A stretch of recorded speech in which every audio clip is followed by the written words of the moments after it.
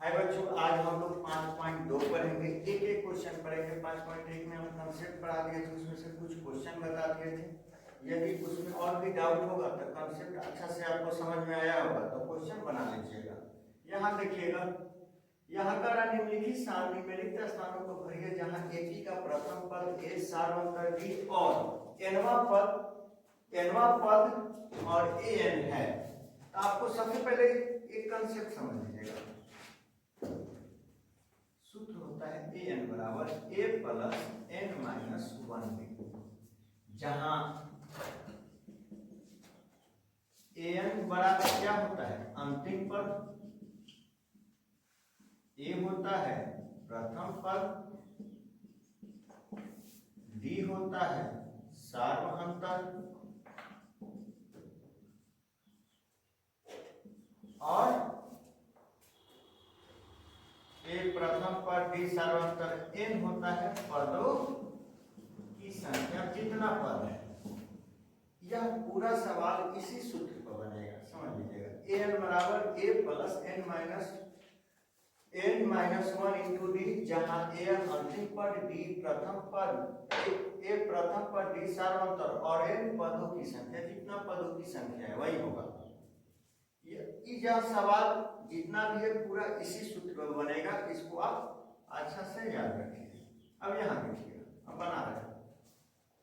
देखिए, आपको ए दे दिया है, डी दे दिया है, एन दे दिया है, ए एन ज्ञात करना है। तो सॉल्व कीजिएगा। एन का सूत्र क्या होता है? A plus n minus 1 into d. A का मान कितना है? 7 है।